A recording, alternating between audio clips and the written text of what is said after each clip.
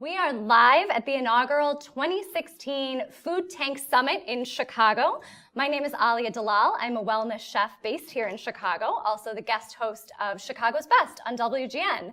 And joining me behind the scenes today, we're doing Facebook Lives throughout the day to give you guys an opportunity to get to know the panelists a little bit more. We can ask a few more questions here too. Is Jean Baur from Farm Sanctuary. In just a few minutes, actually, you're going to be giving the afternoon keynote and also speaking on a panel about transparency in the food system. So welcome. Thank you for joining me. It's wonderful to be here. Love to be able to talk about food in a detailed way and really have thoughtful discourse on this topic. It's really important. Excellent. So let's get, it'd be great if you could just give us a little bit of background on Farm Sanctuary, how you got involved and what that organization does. Yes, well, Farm Sanctuary started in 1986, and I'm the co-founder, and we began by investigating factory farms and stockyards and slaughterhouses to document conditions, and we would find living animals thrown in trash cans or left on piles of dead animals. So we started rescuing them. We now have sanctuaries in New York and California for rescued farm animals, and we encourage people to think about their food choices and ultimately to make food choices that are aligned with their own values. You know, rather than saying, don't tell me, I don't want to know, when the issue of factory farming comes up, we want people to pay attention and then be mindful and then make choices we feel good about and then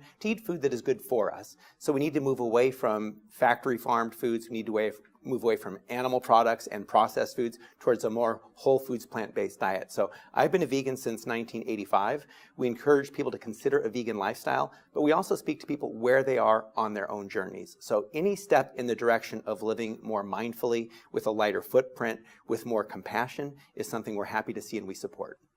Awesome. So you said you became a vegan 1985. 1986, founded Farm Sanctuary, so It sounds like a pretty rapid transition for you. I'm curious a little bit about that journey, because you seem also very, like you said, meeting people where they're at on their journey, but clearly this was something that you felt very compelled to make big rather quickly, so I'd love to hear about that. Well, you know, Farm Sanctuary just sort of grew day by day, year by year, and evolved, and we were very responsive to different problems we saw. And the initial thinking was, if people see what happens, they're not going to want to support this abuse. So we wanted to expose it. But then we were finding animals left for dead. And rescuing them was also not only good for the animals, it kind of helped to heal us, because seeing that kind of abuse over and over is tough. It does something to you. And I feel badly for the animals, of course, but I also feel bad for people that work in these industries. Working in a slaughterhouse, for example, is not a job that most people enjoy, and I think it really does something to you. But I grew up just not wanting to be a cog in a wheel of a system that was causing so much harm. And our food system is something that I learned about in high school and college, and I recognized this was something that most people were unwittingly participating in, and they were supporting a system that was misaligned with their own compassion, and also it's not aligned with their interests. We're eating food in this country that's making us sick. You know, it's been estimated that we could save something like 70% on healthcare costs by shifting to a whole foods, plant-based diet. And then animal agriculture also is a huge contributor to the most serious environmental problems our planet faces, and that's according to the United Nations. So this is an industry that's bad for animals, bad for the earth, bad for consumers. It's even bad for farmers, I would say. And it's something that most people are unwittingly participating in by our food choices. So the key message, I think, for Farm Sanctuary is one of empowerment and making choices that are aligned with our values and our interests. And it feels good to do that. It's healthier to do that. And the earth is greener and cleaner because of it. And it's more humane. It's a win-win across the board. Awesome. If you're just joining us now, we're speaking with Jean Baur of Farm Sanctuary. He's just about to go on for his keynote this afternoon at the Food Tank Summit.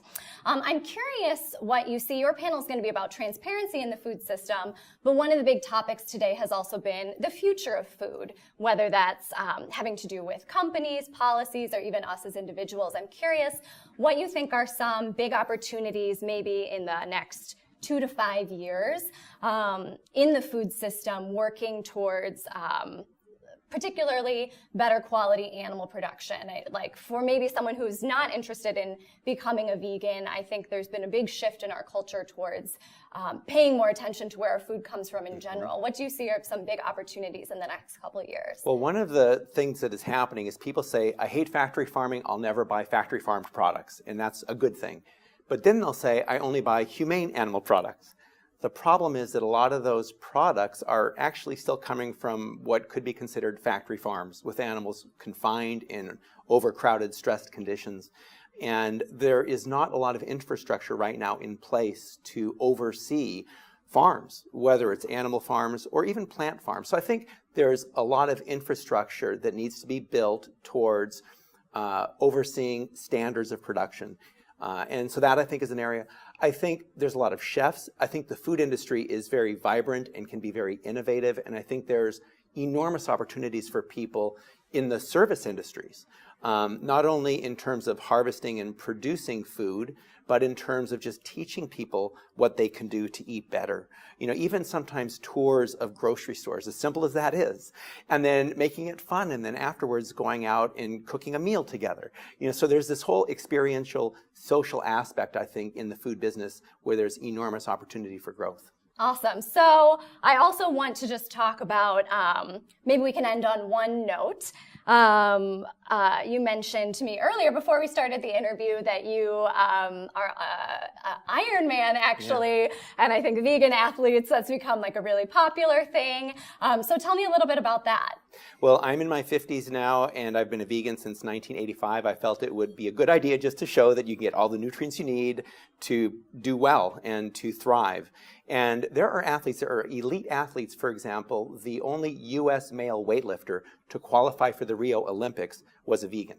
So, and so for myself, I've done 6 marathons now in the last 5 or so years. I've done about a dozen triathlons, including an Ironman, which is where you swim 2.4 miles, bike 112 miles, and then you run a full marathon. And I did that all on plant power. And so that's the message. You can get everything you need. You're living the message too, being to healthy and being peaceful at the same time. Well, thank you so much for joining me. Thank you. Really enjoyed very it. much looking forward to hearing your keynote. In addition to these behind-the-scenes Facebook Live interviews, you can actually catch the actual panels and speakers today at the Food Tank website.